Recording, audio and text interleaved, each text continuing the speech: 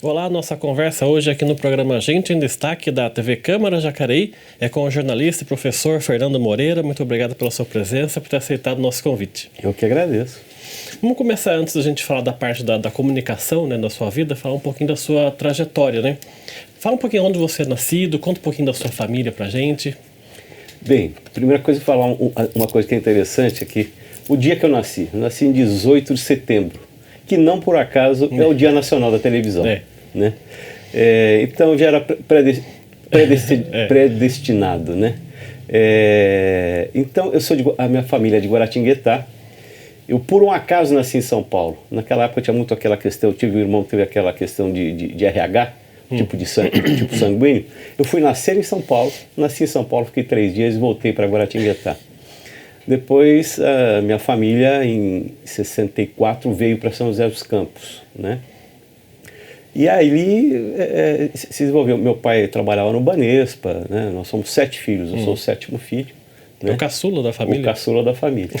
Né? E meu pai sempre envolvido, apesar de bancário, meu pai tinha uma paixão por literatura. Me recordo sempre, nos finais de semana, a gente lendo os cadernos de literatura dos jornais do Rio, de São Paulo, né? Meu pai teve um primo que foi da Academia Brasileira de Letras, que era Francisco de Assis Barbosa, um outro primo escritor também, mas outros parentes escritores também, mas Brito Broca também de Guaratinguetá, né?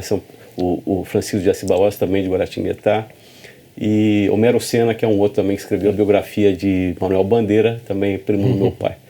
Então, vivi enfronhado um pouco nessa parte e um pouco com comunicação também, né? Sempre gostei da área. Época da discoteca comecei a fazer festinhas, aquele negócio de som, aquela coisa, e me envolvi com o áudio. E depois com a fotografia. E aí naquele tempo a gente tinha, na década de 80, tinha o que a gente chamava que era o audiovisual, que era o sincronismo dos slides com o áudio, né? E a gente fazia apresentações, era corporativo, educativo, né? E então me envolvi logo cedo com isso. Depois, aos 20 anos, eu fui trabalhar na Universidade do Vale do Paraíba, que na época nem era a Universidade do Vale do Paraíba, era a Fundação Paraibana de Ensino, que é a mantenedora, na verdade, e fui coordenar a parte de áudio do laboratório de línguas, né? Tinha uma parte técnica e foi montado ao lado também um laboratório de audiovisual, onde eu produzia também audiovisuais para a parte de áudio da universidade, e comecei a trabalhar com isso. Essa sua infância que você fala que foi regada por livros, né, da parte dos seus pais, tem vários parentes também envolvidos com literatura. Eu queria que você falasse um pouquinho da importância disso para a sua formação, porque eu imagino que hoje, do jeito que está, né, o mundo, daqui a pouco a gente vai falar até do seu livro da inteligência artificial, mas essa importância da formação da literatura para uma criança. Eu queria que você falasse um pouquinho. Eu acho que é fundamental, e eu vejo hoje, eu vejo até minha sobrinha neta, né? Hoje que já tem um filho, já tem um sobrinho bisneto, mas eu lembro dela muito pequenininha, né? 3, 4 anos, também essa preocupação dos pais de levar na livraria, já sentava no cantinho. E eu lembro, assim, com muito carinho, meu pai tinha uma paixão por literatura, e eu lembro de muitos sebos que a gente visitava, e me encantava aquilo. Eu lembro até hoje que quando eu fui trabalhar com áudio, eu encontrei num sebo um livro sobre acústica, que por um acaso era um livro de um cara que era um grande especialista, e eu não sabia, mas eu me encantei com aquilo. Então tudo que eu queria aprender, eu sempre fui buscar livro, né? Quando veio o início, o precursor da internet, que eram as BBS, né? Quem não sabe, era uma central que você se conectava a ela, e ela tinha uma conexão com a internet. Eu lembro por exemplo, estava trabalhando com audiovisual, eu queria entender um pouco, eu ia conversar com o pessoal da Universidade de Maryland, nos Estados Unidos. Eu mandava um e-mail, 24 horas depois eu recebia uma resposta. Mas isso também vem lá de trás, né? Disso, de sempre procurar nos livros as respostas, né? De aprender a ir a uma livraria, aprender a ir a uma biblioteca. Eu acho que levar uma criança numa biblioteca é essencial para ela entender esse mundo, né? Hoje, com tudo que a gente tem, mas o físico ainda é especial. Você pegar um livro, né, é especial. E ainda encontrar o autor do livro, eu aprendi isso. Recentemente, eu estive na Colômbia e o autor do livro, um livro sobre inteligência artificial também, eu conheci o autor, e ao me entregar o livro, eu falei, um livro autografado é um especial. Ele falou, um livro autografado é um patrimônio. E é verdade, né? Ele deixa de ser só um livro para ser uma coisa assinada, né, pelo próprio autor. É um patrimônio. Né? E desses livros da sua infância, quais que mais marcaram o começo de trajetória, ou os autores que mais marcaram você? Eu lembro de gostar muito de Monteiro Lobato, né? As histórias, né, Monteiro Lobato me encantava, e Júlio Verne. Júlio Verne, eu acho que assim, a gente vê hoje um monte de coisa acontecendo e você vê que o Júlio Verne já escrevia sobre isso, né? Sobre um monte de coisa aí. E aí depois, então naquela época era mais isso. Hoje, eu gosto muito de biografias, né? Por biografias a gente passa a conhecer melhor as pessoas. Biografias bem escritas também, uma outra coisa que a gente encontra. Bem escritas ou bem traduzidas, né? A gente pega biografias, por exemplo, do Steve Jobs, muito bem escrita e muito bem traduzida, né? E você pega algumas, eu peguei uma do Frank Sinatra, por exemplo, que eu não consegui ler, de tão mal traduzida que ela estava. Né? É isso que também aprendi isso com meu pai. Conheci alguns tradutores de livros e eles explicaram muito isso, né? Sobre a importância da versão. Né? Ele tem que entender, ele tem que conhecer o autor para ajudar a fazer uma boa versão, né? Porque a língua que está escrita é diferente. Você falou que na adolescência você começa a trabalhar com áudio, né? Nas festinhas que você organizava, e você vai trabalhar na Fundação Vale Paraibana, né? Precursora da Univap. Como é que você vai parar lá? Eu fui parar exatamente porque eu lembro, eu sempre gostei de fazer isso, né? E aí existia uma relação de amizade muito grande do meu pai com o gestor da universidade. Ele já me conhecia, ele sabia que eu mexia com isso. A gente já tinha visto alguma coisa no meu trabalho, né? E aí quando surgiu essa oportunidade, na verdade eu entrei como auxiliar, nem era auxiliar técnico, eu entrei como um técnico para cuidar de entrega de equipamentos. Mas eu sempre gostei de me envolver mais. Então quando surgiu essa questão do áudio do laboratório, eu falei, não, poxa, eu posso ajudar a resolver. Porque eu sempre, como eu falei, eu gosto de influenciar. Ajudei a montar o primeiro estúdio, através desse livro de acústica que me ajudou a criar uma primeira cabine de locução, né? Então, é isso, mas foi a partir desse reconhecimento do gestor na época, que depois virou reitor, que é o professor Batista Gargione, e com quem eu me relaciono até hoje. Aliás, essa semana entreguei o livro para ele, né? Que é uma pessoa que eu respeito muito, que eu acho que fez muito pela comunidade e pela educação aqui no Vale do Paraíba. Mas eu conheci ele quando eu tinha, quer dizer, eu conheci desde pequeno, mas eu fui trabalhar na fundação eu tinha 20 anos, né? E eu acho que para mim foi muito bom conseguir crescer, conseguir fazer bastante coisa. E também porque eu trabalhei 2 vezes lá. Entrei nesse primeiro momento, né? Depois eu saí, criei a minha empresa, fui trabalhar com publicidade, com produtora e tal. E aí depois, quando a universidade foi buscar criar uma TV, ele me chamou. Chamaram de volta. Conhecia o trabalho, graças a Deus eu tinha deixado uma boa impressão. E aí ajudei a montar o que foi a TV Univap, que aí é outra história já. Esse seu começo lá na primeira passagem, que foi começo dos anos 80, era outro mundo, que a gente vê hoje em dia, outro mundo, né? o mundo analógico, né? Eu queria que você falasse um pouco sobre isso, dessas discrepâncias de tecnologia daquela época. E hoje está tudo fácil, tudo à mão, e naquela época eu imagino que não era assim, né? Não, quando a gente pega o analógico, a gente compara até muito mais com o cinema, não em questão de qualidade. Uma saudade que eu não tenho nenhuma é a qualidade da imagem, né? A gente tinha muita dificuldade de conseguir uma boa qualidade. Aí foi aí que eu aprendi muito a importância da iluminação. Que mesmo eu conseguia, às vezes, resultados com o VHS, que a gente conseguia levar até para a televisão.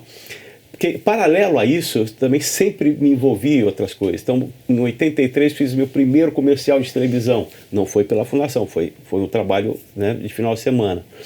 Depois também eu editava em casa, porque depois eu tinha o meu equipamento de edição. Eu usava, às vezes, até para ajudar a fundação para fazer umas coisas, porque o meu equipamento era melhor, né? Mas eu lembro um programa, a TV Gazeta de São Paulo tinha um horário à noite, que ela cedia para quem quisesse levar programas. E o pessoal de São Paulo fez um programa chamado Dissonância, era um programa sobre música. E eles conseguiam entrevistas maravilhosas, né, com grandes cantores internacionais, né, e vinham para São José dos Campos, na minha casa, para a gente editar. E esse programa passava à noite. Então, produção independente também fez parte aí da minha vida, porque nesse tempo a ebulição existia a TV pirata de verdade, não só o programa TV pirata que era da época, mas as pessoas querendo fazer TV Cubo era uma TV pirata, passou por São José, né? Ela transmitia de modo alternativo, né? E era uma ebulição mesmo, em termos culturais, o audiovisual, né? A gente vê naquela época as videocriaturas, que eram umas criaturas que eles usavam no teatro, com cabeças que eram TVs, né? A cabeça dentro da TV, na verdade, a imagem era a figura da criatura. Então, era um momento cultural muito forte, né? Tudo muito manual também, né? Muito no esforço de querer fazer ali, né? Olha, em termos de ajuste de câmera, por exemplo, eu vou dizer que, claro, as variáveis eram as mesmas, né? Ou seja, é iluminação, é abertura de lente, é saber ajustar, né, isso tudo. A qualidade da imagem era muito inferior, mas quando você pegava uma câmera e você sabia trabalhar com ela, é a mesma coisa que hoje. Hoje você tem uma gama dinâmica, que a câmera de vídeo tem uma gama dinâmica, e umas chegam à qualidade do cinema. Mas naquele tempo a gente tinha, assim, restrições muito grandes. Por exemplo, vermelho era um medo trabalhar com vermelho, né? Porque o vermelho ele borrava demais.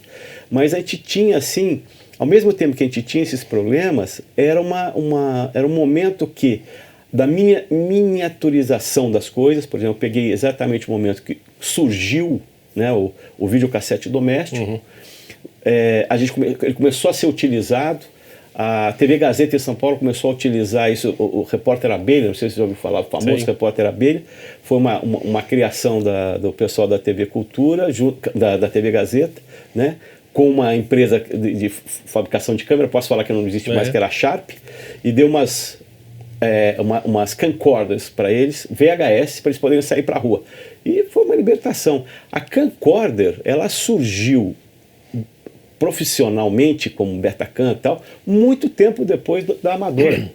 A Amadora, a primeira que surgiu mesmo, quem vê aquele filme De Volta para o Futuro, aquela pequenininha, uma JVC Mini VHS, foi a primeira, né, câmera doméstica Mini VHS, e abriu um campo enorme.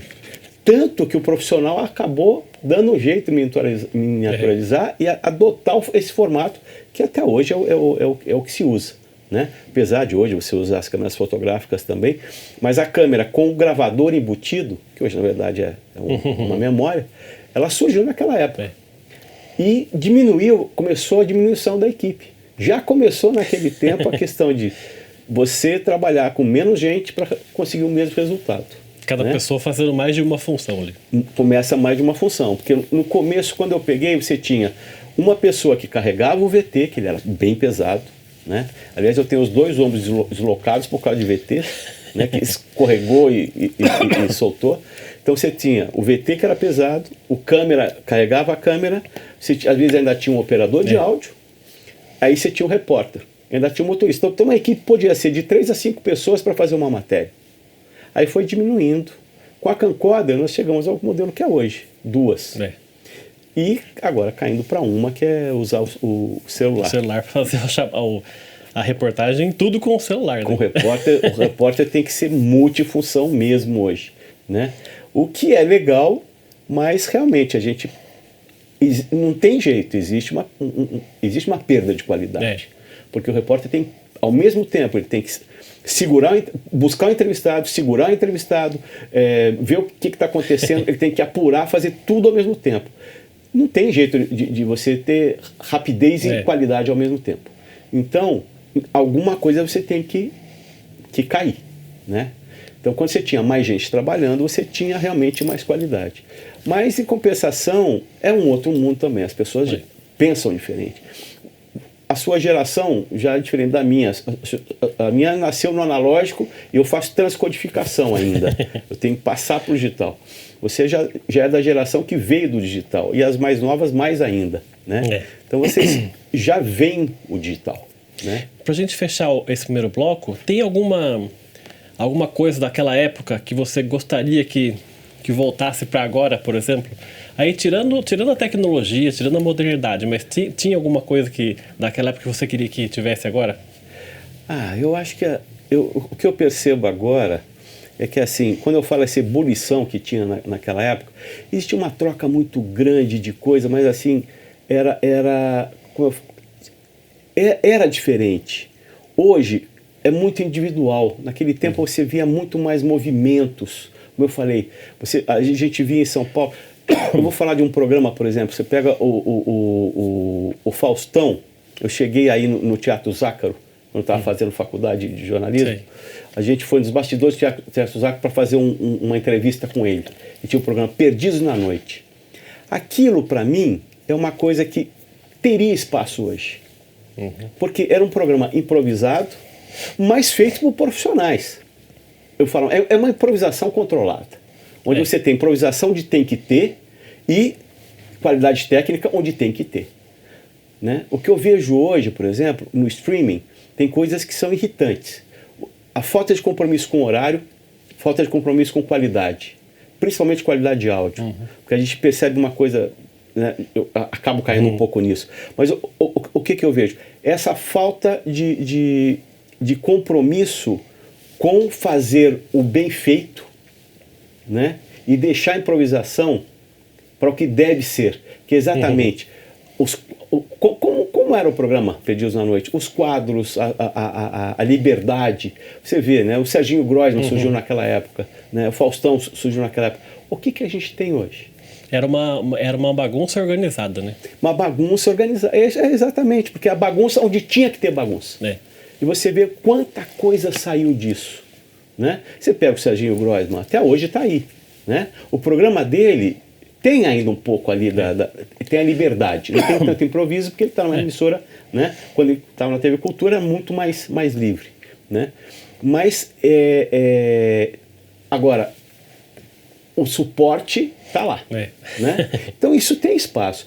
E a TV ao vivo é um grande futuro. TV streaming hoje, né? A TV, ou seja, a programação, o programa ao vivo.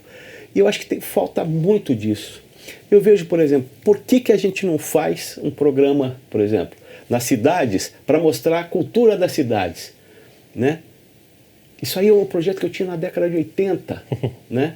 Por que a gente não vai para cada cidade, já que tinha um programa do SBT que era cidade contra cidade, mas por que você não vai para cada cidade e faz um programa em cada cidade, mostrando a cultura daquela cidade?